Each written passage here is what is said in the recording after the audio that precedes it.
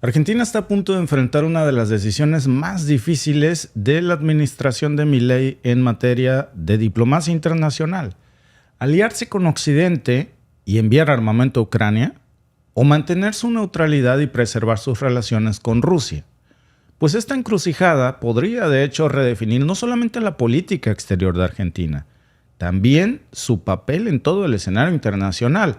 La advertencia llega directamente del embajador ruso en Buenos Aires. Hablamos de Dmitry Feoktipkov, que dijo que no solamente un comunicado diplomático más, es un claro indicio de las posibles consecuencias que puede tener las acciones o no de Milei a nombre de la Argentina.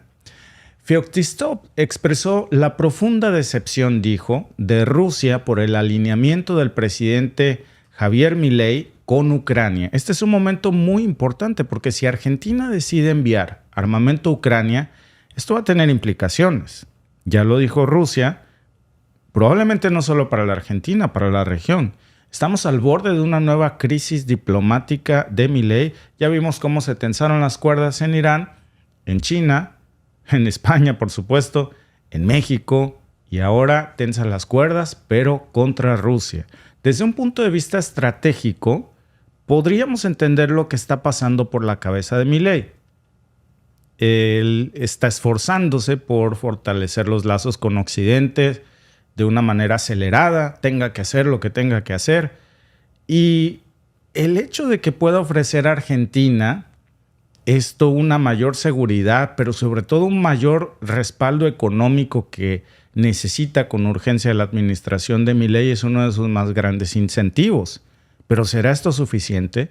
Porque la solicitud de estatus de socio global de la OTAN que ha solicitado la Argentina, ha solicitado en un discurso Milei, y la participación en el grupo de contacto para la defensa de Ucrania, son pasos muy gigantescos que parecen ir en una dirección muy concreta. El problema es que estas decisiones de Milei también tienen riesgos importantes. Meterse en un conflicto de titanes, en donde, por cierto, nadie te está llamando, pero tú te quieres meter, también tiene consecuencias.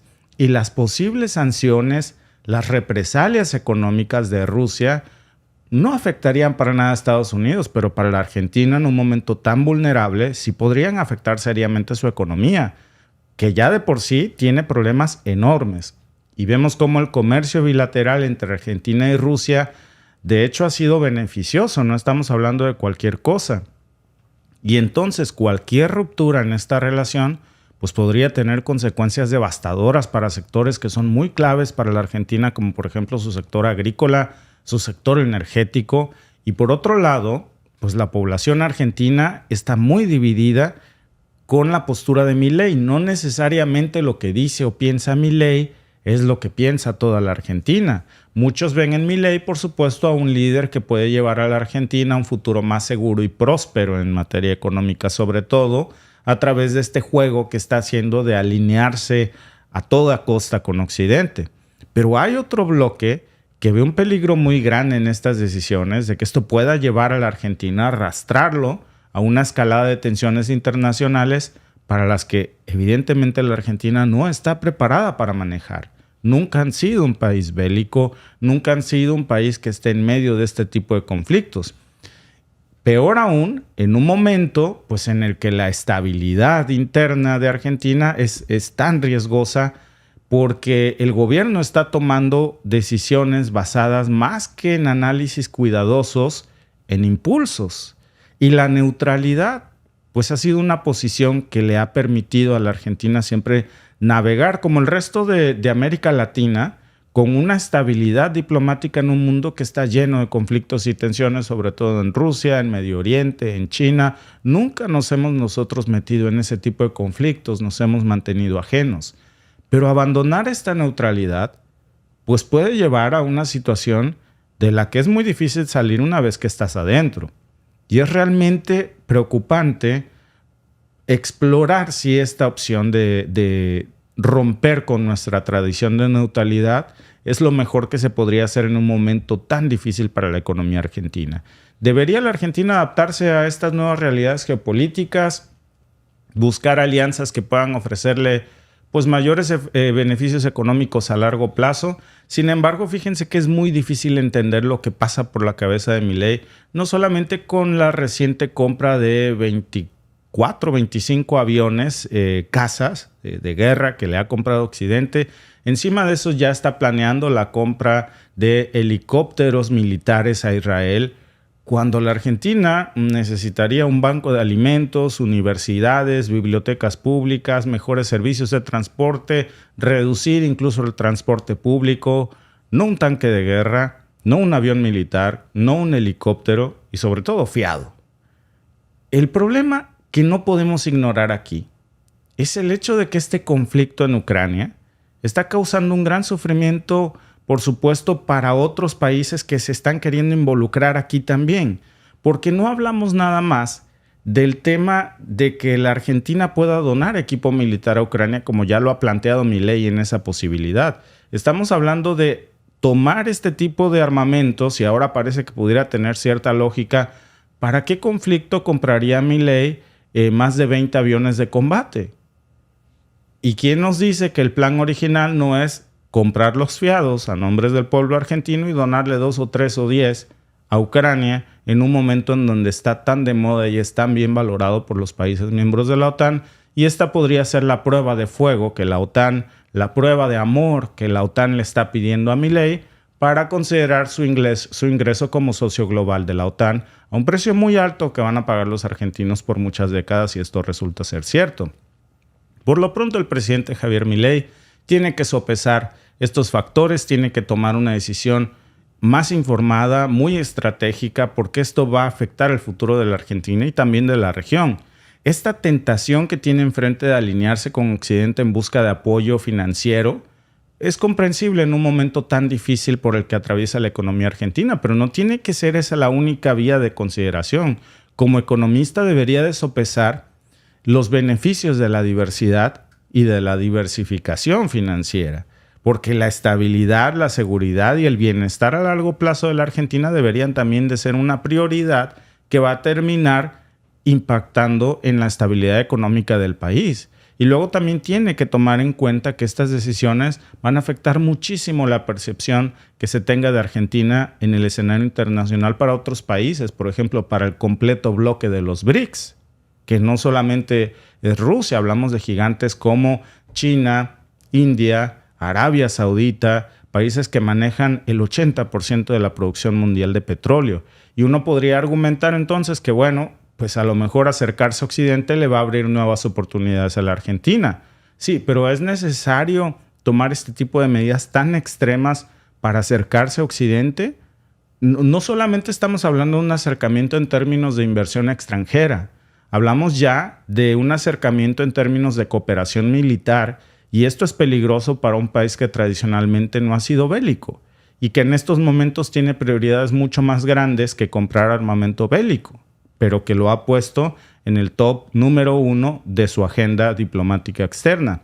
Y eso, claro, se está traduciendo en una percepción de riesgo para muchos otros países, entre los que Rusia ya puso el grito en el cielo, llamando a una advertencia directa a la Argentina de que el envío de armamento a Ucrania por parte de Argentina va a ser hostil. Y repito, el problema aquí es qué armamento le mandaría Argentina, qué tipo de armamento tiene disponible que le sea útil en estos momentos a Ucrania para pelear contra Rusia. Es imposible no recordar la reciente compra que hizo la Argentina. Precisamente hace unos meses se anunciaba esta compra de aviones de combate, precisamente F-16, 24 aviones de combate F-16 de Dinamarca, que muy probablemente no los haya comprado Milei para retenerlos todos en la Argentina, sino para donar varios de ellos a Ucrania. Tendría mucha lógica entonces el ofrecimiento que está haciendo aquí, las tensiones que se están generando.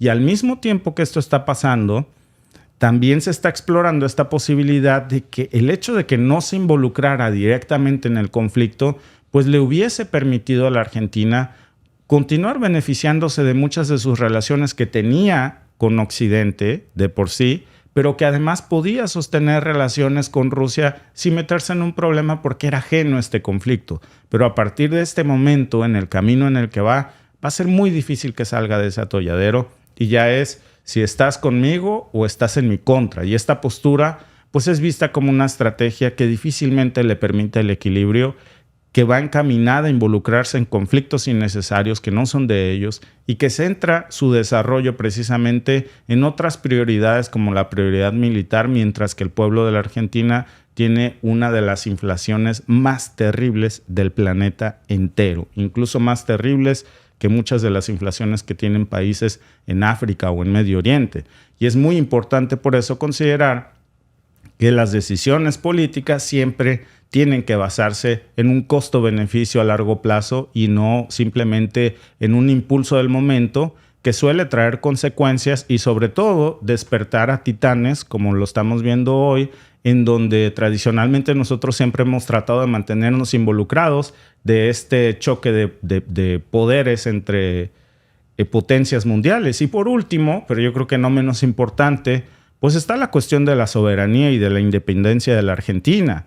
El país tiene que asegurarse de que sus decisiones en el ámbito internacional siempre reflejen lo que la Argentina piensa y no simplemente lo que otras agendas le dictan u otras potencias le instruyen que tiene que hacer.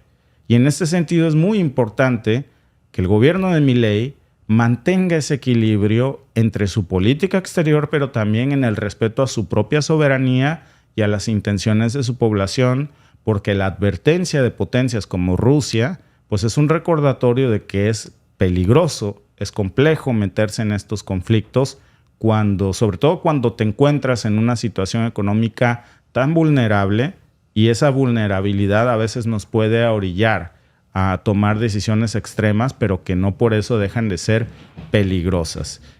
Por cierto, tenemos una encuesta en estos momentos en YouTube para los que gusten participar. Es muy importante su opinión. La pregunta es: ¿la neutralidad la mejor estrategia para Latinoamérica en esta situación actual? Las opciones son sí, deben de ser neutrales; no, deben tomar partido; o C, depende de las circunstancias. Es muy importante su opinión porque yo creo que esto se trata, fíjense, lo vamos a hablar en el siguiente podcast, no nada más de la Argentina, porque contrario a este extremo que estamos viendo, hay un extremo muy diferente. Fíjense que, por ejemplo, México se ha negado a firmar una solicitud de paz de la cumbre que Ucrania realizó en Suecia, y esto está levantando la ceja precisamente en muchos países de Occidente, pero también está demostrando una vez más la larga trayectoria de no intervención en conflictos bélicos que México ha sostenido. Bueno, miren, déjenme mostrarles los resultados de la encuesta de quienes nos están viendo. El 70% cree que América Latina debe permanecer neutral a estos conflictos, el 15% cree que debemos tomar partido y el 14% que depende de las circunstancias. Pues así las cosas, amigos, por lo pronto. En un momento vamos a hablar más de esta decisión de México de no firmar este acuerdo de paz que se ha solicitado en la Convención de Suecia. Y digo entre comillas de paz porque fue un acuerdo de paz al que no fue invitada una de las partes involucradas en el conflicto. Entonces, si tú tienes, lo hemos dicho muchas veces, una guerra entre dos países y quieres la paz, pues lo principal es que invites a los dos países involucrados para arreglar sus diferencias. Junto con México, México se adhirió a una larga lista de países que tampoco quisieron firmar, y adivinen quiénes son: los países miembros de los BRICS. Y eso, por supuesto, que ya está generando muchas especulaciones sobre cuál va a ser el futuro de México precisamente en el escenario internacional.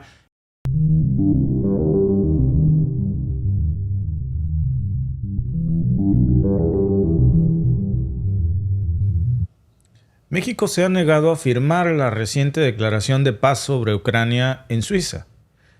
Fíjense que México no fue el único país que lo hizo. De hecho, es curioso porque México se alineó finalmente con un bloque de países.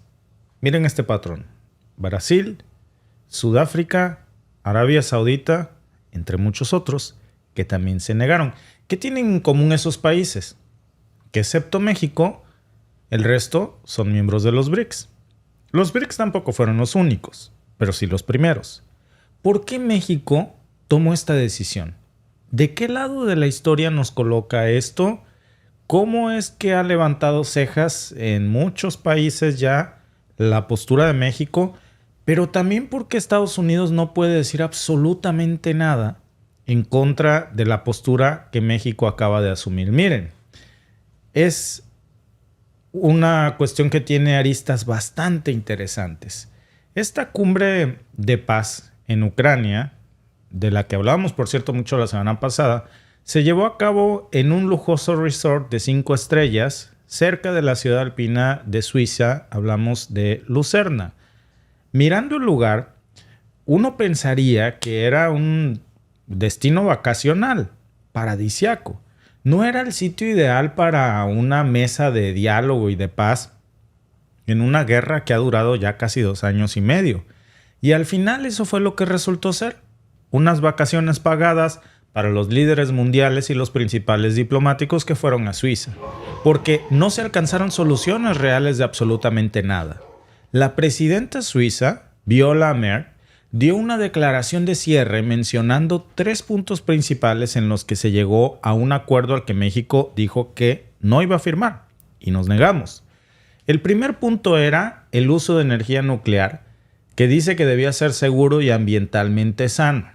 En la seguridad alimentaria no tenía que ser utilizada como un arma y que todos los prisioneros de guerra debían ser liberados mediante un intercambio completo. También se destacó la necesidad de devolver a todos los niños ucranianos deportados y a los civiles detenidos ilegalmente en Ucrania. Estos puntos pues son sin duda importantes, pero la pregunta es, ¿qué tan efectivos son sin la participación de Rusia? Miren, empecemos por el primer punto. El uso de la energía nuclear. La energía nuclear ha sido una preocupación constante durante este conflicto en Ucrania, especialmente porque con las tensiones que se han dado de la guerra muy cerca a plantas nucleares como las de Zaporizhia, que es una de las mayores de Europa, por cierto, se ha aumentado el riesgo de repetir un nuevo Chernobyl. La seguridad de esas instalaciones ha estado al filo de la navaja en más de una ocasión, no solamente para Ucrania. Eso afectaría a todo el continente. Un accidente nuclear aquí, en una zona de conflicto, podría ser catastrófica para el mundo entero.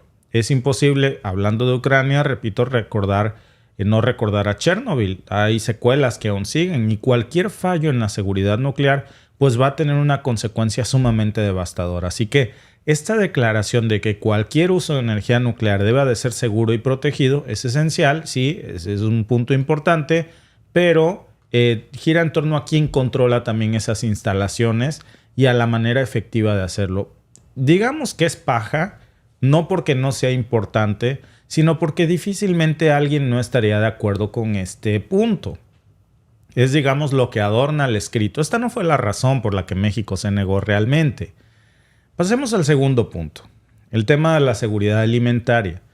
Ucrania es uno de los mayores exportadores de grano del mundo y la guerra, claro que ha interrumpido significativamente la producción y exportación de alimentos, afectado la seguridad alimentaria global, especialmente en algunos países occidentales en donde se ha subido el precio de los alimentos por la interrupción del acuerdo de granos del Mar Negro, por ejemplo, entre otras cosas. Y entonces Occidente ha dicho que Rusia quiere usar la comida como un arma de guerra en tiempos en donde dice esto es inhumano. Por cierto, hablando de utilizar la comida en tiempos de guerra, no se habló en la cumbre de Suiza ni de broma acerca de lo que Israel está haciendo en Palestina, bombardeando e interrumpiendo también los convoys de ayuda humanitaria de la ONU y impidiendo que la ayuda humanitaria llegue finalmente a Gaza. Vemos de nuevo el doble rasero, pero entendemos que también la seguridad alimentaria es parte crucial. Yo creo que México no está en desacuerdo con eso, pero finalmente llegamos al punto más crítico para México. ¿Saben cuál es? La necesidad de devolver a todos los niños ucranianos deportados y a los civiles detenidos ilegalmente en Ucrania. Este es un punto que se exigió en la cumbre de paz en Suiza.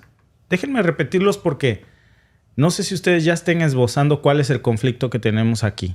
No lo dijo México, pero es una arista que tiene que tocarse. Yo creo que en nuestro silencio iba el pensamiento. La necesidad de devolver a todos los niños ucranianos deportados y a los civiles detenidos ilegalmente en Ucrania. Es un tema muy sensible para México, no solamente porque es importante humanitariamente hablando, sino porque tiene implicaciones legales y morales muy profundas. La Corte Penal Internacional incluso emitió una orden de arresto en contra del presidente ruso Vladimir Putin por esto, por la deportación ilegal de niños ucranianos. Washington aplaudió hasta que las palmas de la mano le ardían cuando la Corte Penal Internacional emitió esta orden de arresto. Se estima, según la CPI, que aproximadamente 16,000 niños ucranianos han sido deportados a Rusia. Pero este tema, ¿saben qué? Pone a México en una encrucijada enorme, muy difícil, debido a las prácticas similares que Estados Unidos ha llevado a cabo en su frontera con México. Desde el 2017, la política de separación familiar en Estados Unidos ha resultado en la separación de más de 5,400 niños arrancados de los brazos de sus familias. Y los efectos de estas separaciones son devastadoras. Hay traumas psicológicos severos, hay incertidumbre sobre el verdadero paradero de sus padres y en muchos de los casos estos niños inmigrantes fueron alojados en condiciones deplorables. Algunos incluso han sufrido hasta abusos. Y esto pone a México en una situación bien complicada. Porque miren, si México aboga finalmente por el retorno de los niños ucranianos, lo cual me parece justo, también se enfrenta a la obligación moral de exigir responsabilidades similares para Estados Unidos. ¿Y saben qué significaría esto? En teoría significaría que México tendría que solicitarle a la Corte Penal Internacional que le juzgue de la misma manera a Biden y a Trump como juzgaron con los mismos criterios a Putin. Es decir, que emita órdenes de arresto contra figuras clave de la administración estadounidense, incluyendo, repito, a Donald Trump, a Joe Biden, quienes han estado en el poder durante estas prácticas de separación familiar y en donde han arrancado niños de los brazos de sus familias. Este dilema no es solamente una cuestión diplomática, es una cuestión de coherencia moral y de justicia. Pero eso no fue todo. Cuando terminó la cumbre, México y otros países como Brasil y Sudáfrica también se negaron a firmar la declaración final porque consideraron que sin la participación de Rusia, y esta fue la principal razón que dio México también, pues sin Rusia en la mesa cualquier acuerdo es irrelevante. Esta decisión pues nos muestra precisamente que México está adoptando una postura más realista. No es que México no quiera la paz, es que entiende que cualquier acuerdo de paz pues necesita que las partes en conflicto estén sentadas en la mesa para que sea efectivo. De lo contrario, es una pérdida de tiempo. Si Rusia no está perdiendo la guerra, si no está demandando la paz, ¿por qué Moscú aceptaría términos en los que no ha ayudado a redactar ni fue invitado? Todo este teatro en los Alpes suizos fue totalmente inútil y al final del día no va a afectar en lo mínimo la postura de Rusia. Moscú va a seguir, por supuesto, librando los frentes de guerra, los soldados ucranianos van a seguir luchando, los líderes mundiales van a seguir dando sermones mientras disfrutan de la mejor hospitalidad y de hoteles 5 estrellas en Suiza. Y si hablamos de los verdaderos ganadores, por cierto, de esta cumbre, porque sí los hay, de la cumbre en Suiza, ¿saben quién fue el ganador de esta cumbre? El resort llamado Burgenstock. Obtuvieron una gran cantidad de publicidad gratis y los fondos del gobierno suizo por los alimentos y servicios proporcionados también. Hubo incluso artistas suizos que crearon instalaciones artísticas que decían Ucrania. Un excelente uso del dinero de los contribuyentes, pagado por todos. Todo el evento parecía haber sido sobre dos cosas en realidad: impulsar el turismo en Suiza y enviar un mensaje. No a Rusia porque no les importa en lo absoluto, ni tampoco Ucrania. Un mensaje a otra audiencia, al público en general y a los medios de comunicación internacional, buscando mostrar un frente unido y una voluntad de acción, aunque finalmente se les cebó la fiesta a la hora de que había que firmar el papelito y muchos países, entre ellos México, se negaron a firmarlo.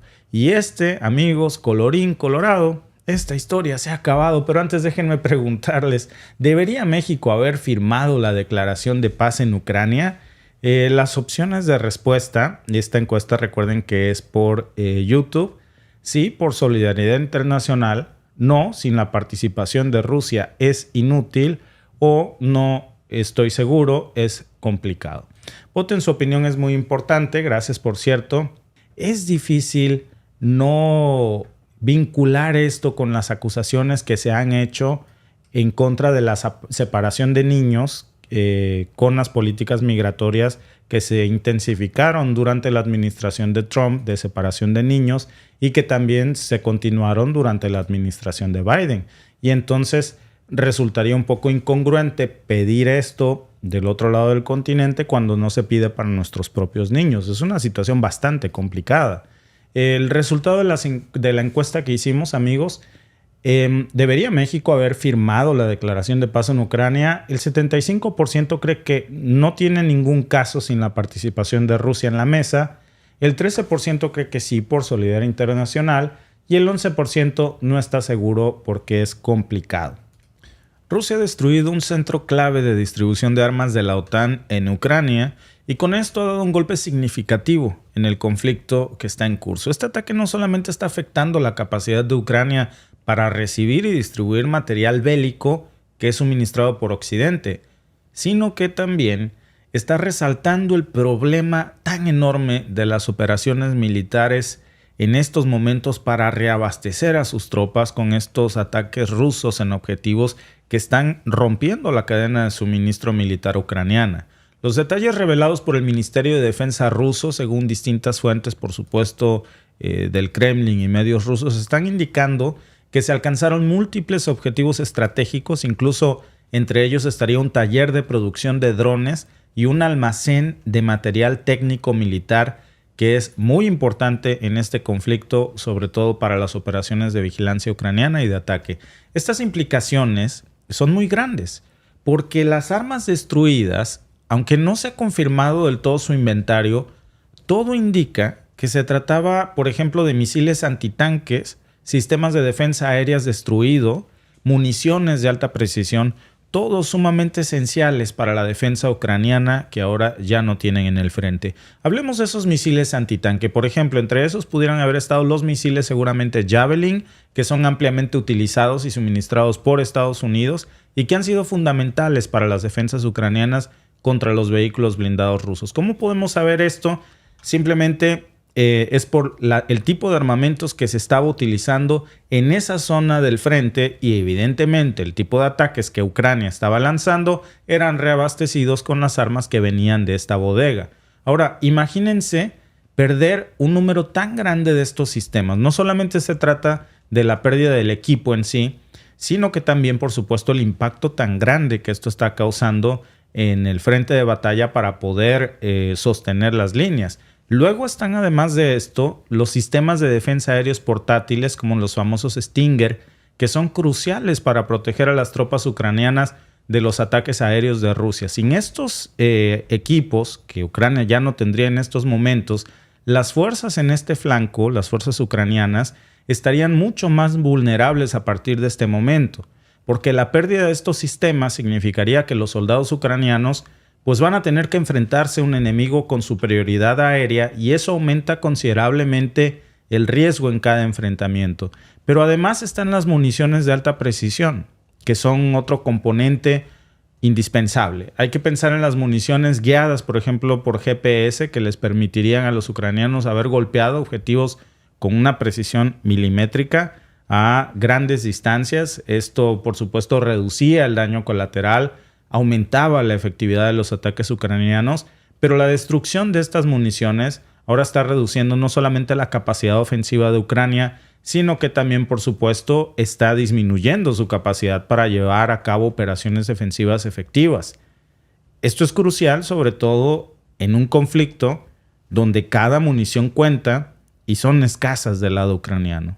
Por eso es una pérdida tan devastadora.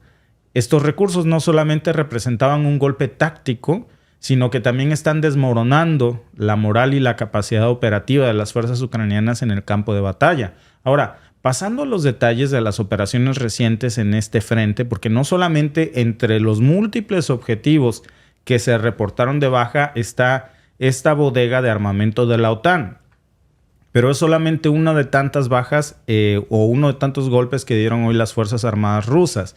Entre este operativo que lanzaron hoy, entre estos golpes, también intensificaron varios esfuerzos, asaltaron varios golpes significativos contra agrupaciones ucranianas, contra estos depósitos de municiones. Tan solo en las últimas 24 horas se reportan considerables pérdidas para Ucrania. Hablamos de un total de 1,775 soldados, para ser exactos, que pues lamentablemente perdieron la vida en el lado ucraniano. Varios equipos de producción occidental, incluyendo buses de fabricación estadounidense, también británicos, polacos, y el grupo de fuerzas rusas del norte también mejoró sus posiciones a lo largo de la línea del frente, infligiendo bajas significativas a las brigadas mecanizadas y motorizadas ucranianas en la región de Kharkov. En total, las fuerzas rusas han neutralizado ya aquí 300 militares y han destruido varios sistemas de artillería, entre los que estarían vehículos, y con esto consolidaron áreas sumamente estratégicas de la región. Pero además, en el grupo de fuerzas rusas del oeste volvieron a dar otro golpe, tomaron más posiciones, atacaron las brigadas mecanizadas y de asalto ucranianos en este flanco que está cerca de localidades claves. Estamos hablando de la región de Kharkov y de la República Popular del Donetsk, que es donde hace unas horas las fuerzas rusas han reportado que en esta área Ucrania perdió 405 soldados en las últimas 24 horas. También se reportó la baja de vehículos blindados de combate, sistemas de guerra electrónica, y con esto se debilitó todavía mucho más la capacidad de contraataque ucraniano en este flanco. En el otro flanco, que estaríamos hablando de la región del Donetsk, pues en esta parte el grupo de fuerzas rusas del sur logró avances significativos en las últimas horas, golpearon a las brigadas mecanizadas y de asalto aéreo ucraniano también. Hay varios informes que ya están indicando que aquí eliminaron a más de 535 combatientes ucranianos y se destruyeron equipos avanzados como buses de fabricación de nuevo estadounidense. Y pues esto nos está mostrando un avance fuera de control en esta región de las tropas rusas sin que tengan ningún freno en el frente. El grupo de fuerzas rusas del centro también hace unas horas reportaba, según diversas fuentes, una mejora en la posición táctica. Habían asestado golpes duros contra las brigadas mecanizadas y de cazadores ucranianos en el Donetsk. Y durante estos enfrentamientos también repelieron múltiples contraataques ucranianos que resultaron en la neutralización de 335 soldados y la destrucción de equipos de artillería avanzados. Y en la región de Zaporizhia, de nuevo, otro golpe devastador. Aquí se infligieron bajas de las fuerzas rusas a las brigadas mecanizadas y de defensa territorial ucraniana. Hubo lamentablemente pérdidas reportadas que incluyen hasta 150 militares y la destrucción de sistemas de artillería autopropulsados de fabricación polaca y también británico. Y finalmente, en el grupo de fuerzas rusos del Dnieper, que se ha asestado aquí en las últimas horas otro golpe contra las brigadas de asalto de montaña y de infantería de las regiones de esta región y también de Zaporizhia, causando hasta 50 bajas militares y destruyendo diverso equipo de artillería. Fíjense, ya con este nuevo avance, si contamos las bajas de hoy, se han destruido en total del lado ucraniano 613 aviones militares ucranianos, 276 helicópteros, miles de equipos militares.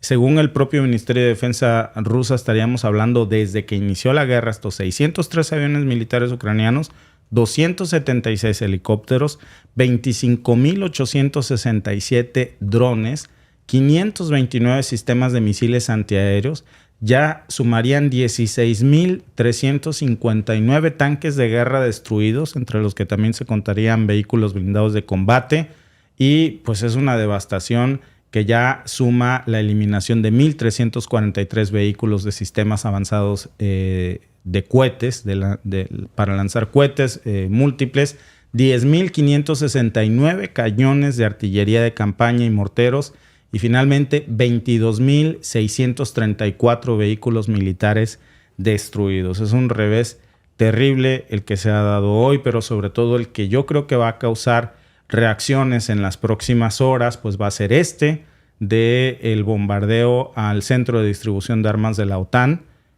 porque se están interrumpiendo las cadenas de suministro occidental, pero también porque seguramente va a haber reacciones del lado de la OTAN. Claro, vamos a esperar las reacciones, pero también ya de entrada es un golpe muy, muy fuerte para Ucrania. De por sí se sabía, porque mismo Zelensky así lo ha dicho en varias ocasiones, que tenían poco armamento y pocas municiones. ¿Te acuerdas que siempre está pidiendo más armas, más municiones?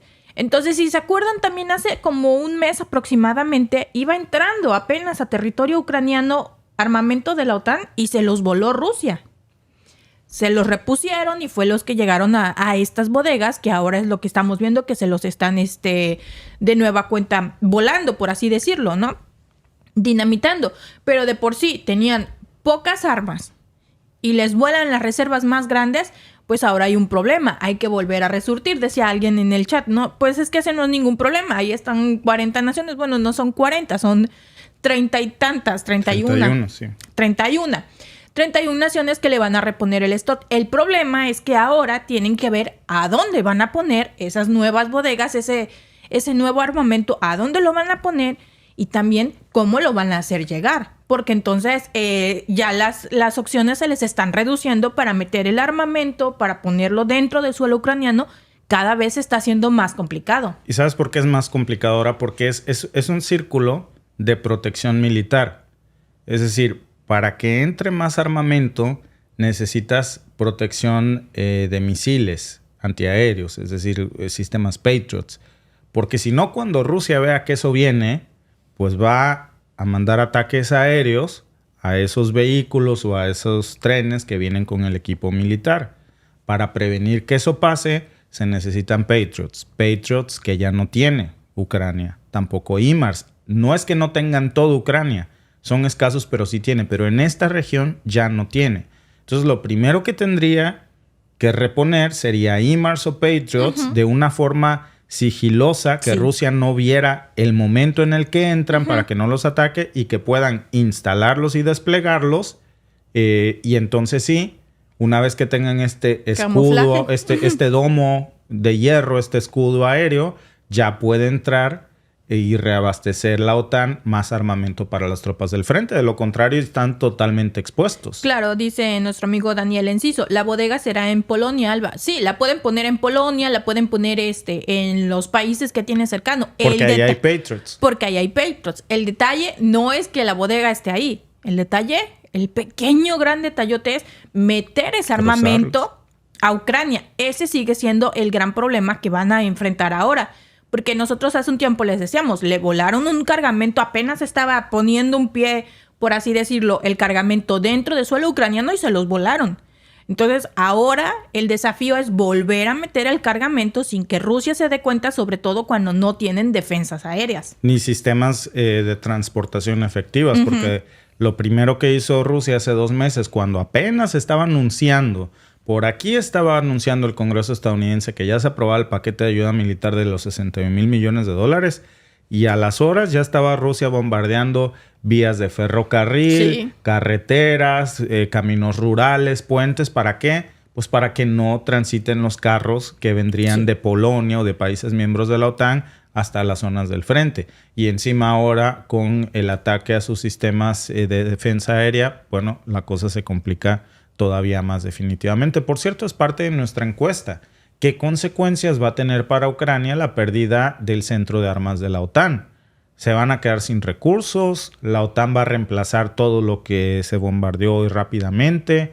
¿O esto no va a afectar dramáticamente en el conflicto? Así es, decía por aquí nuestro amigo Eduardo Castro. La gran pregunta es, ¿quién gana con todo esto? La industria armamentista. BlackRock tiene supuestamente la reconstrucción de Ucrania, pero también tiene acciones en la industria armamentista. ¿Quiénes está ganando? También la industria petrolera. Vean las ganancias de ExxonMobil. De hecho, hay muchos datos públicos de quiénes son los reales ganadores de toda esta guerra. De hecho, nosotros hace un tiempo hablamos. La industria petrolera, nunca había tenido tantas ganancias como cuando se soltó este conflicto. Ni la industria armamentista. Ni la industria armamentista. Entonces, ¿quiénes son realmente los que están ganando? Pues son ellos. ¿Quiénes están perdiendo? Desafortunadamente, los ciudadanos ucranianos. Los que están sufriendo la guerra. Y no, por ciudadanos ucranianos no me estoy refiriendo a Zelensky, porque a él le está yendo muy bien económicamente y a su familia. Y a los que están en el gabinete, porque hay varios señalamientos de corrupción y de enriquecimiento por y aunque no, el beneficio. Y aunque no, que no lo dudo, dirías tú no tengo pruebas, pero tampoco dudas, pero tampoco creo yo que se preocupe de qué va a comer mañana, ¿no? O que no hay comida en su mesa, o ese tipo de preocupaciones están fuera de su alcance. Mira, Alba, déjame mostrarte los resultados de la encuesta. No se me vayan porque les voy a compartir un video buenísimo. Buenísimo. Dura unos segundos, pero es impactante. ¿Qué consecuencias tendrá para Ucrania la pérdida del centro de armas de la OTAN? Se quedará sin recursos. El 73% dice que esto ya difícilmente se repone. Por lo menos en este flanco, yo también creo que va a ser difícil. La OTAN va a reemplazar todo rápidamente, el 21%, y no afectará mucho, el 5%. Bueno, Alba, déjame cambiarte brevemente el tema. Hace rato, ¿tiene que ver con esto? Sí y no, ¿verdad? Pues Biden es un firme defensor de mandar más ayuda a Ucrania. Por cierto, Trump no. Trump dice, no, por aquí llego yo y olvídate, Zelensky, te sientas y arreglas eso porque de mi cartera ya no sale más. Ni un pesito. Ni un pesito. Y muchas veces nos hemos preguntado, bueno, ¿y realmente quién toma las decisiones en estos momentos en la administración de Biden? ¿Es Biden realmente? Porque a veces, de verdad, que parece que no le sube el agua al tinaco. Hace rato, Alba, en un meeting, fíjate lo que le pasó a Biden. Thanks to all the members of Congress and Homeland Security Secretary. I'm not sure you're going to do so. Thanks to all the members of Congress and Homeland Security Secretary. I'm not sure you're going to do so. ¿Cómo lo ves? Está serio, está peligroso esto. Está peligroso, está sumamente peligroso porque, vuelvo a repetir lo que ya lo había yo dicho antes, no tiene nada que ver su edad. Tiene un problema, pues es un problema mental. La demencia es un problema mental. ¿Sabes cómo que no viene pegado a la edad. Contribuye la edad, sí, pero no viene pegado a la edad porque también hay demencia muy joven. Sí. Es una enfermedad muy seria.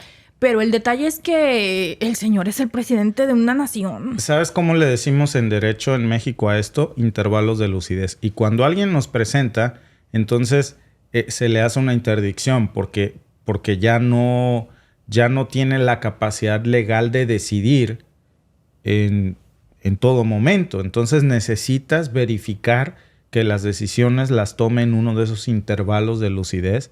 Pero es que evidentemente el señor no está lúcido todo el tiempo. No. Puede estar lúcido en este momento y de pronto se desconecta. Sí, si analizamos las últimas intervenciones de Biden, pero así, o sea, sin ningún afán político ni nada, pero analícenlas y vean que los espacios en los que el señor parece estar cuerdo son muy, muy pequeños. Acaba de pasar el evento del G7 en donde Meloni lo fue a traer porque ya se estaba yendo por otro lado. Todos estaban por acá y él se dio la vuelta y ya se estaba yendo. Y estos episodios, imagínense, si son los momentos públicos y se nota cada vez más que el señor no está en sus facultades mentales, ahora imagínense detrás de bambalinas realmente cuánto tiempo el señor está completamente cuerdo y puede llevar las riendas de una nación y puede tomar decisiones. Realmente está muy, muy poco tiempo en sí. Sí, es bien preocupante, Alba, porque quiere correr para un segundo mandato, pero ya no puede. O sea, es más que evidente que el señor tiene que descansar literalmente. Yo no digo que en una casa de retiro porque tiene demasiado dinero como para que no lo cuiden en su propia casa, pero necesita cuidados personales para él mismo. Sí. Por su propia seguridad. Por su propia seguridad. Ahora imagínate que no solamente no recibe los cuidados adecuados para él mismo, sino que es el que cuida de su país y del mundo. No, porque de sus decisiones depende en gran medida, si no la paz mundial, porque eso es un estándar muy difícil de alcanzar. Miren, la paz mundial es muy difícil de alcanzar, pero las guerras con un chispazo, con eso la libramos. Y este señor parece que anda con el cerillo en la mano y ya no se fija qué nuevo incendio hace. Pues yo no sé si es él o los que están a un lado de él. No, ya cada vez queda más comprobado que es los que están, pues no a un lado de él, yo creo que atrás, realmente los que gobiernan. Sí. En fin, amigos, muchas gracias, por cierto, por conectarse a nuestros podcasts del día. Bueno, tu primer podcast del día, porque pues hoy tenemos festejo aquí en casa. Andamos de manteles largos. Así Nuestro primer pequeño cumple 17 años, 17 entonces añotes. estamos festejando. 17 años. Si no fuera porque lo tuviste a los 10 años y ahora tienes 27. Oh, ¿qué pasó? Pues es para que la gente... Se oye muy mal. Se oye muy mal, ¿verdad? Se oye muy mal. Pero es para que la gente haga cuentas aquí y diga, ¿no? Si es adoptado. No, tampoco es adoptado.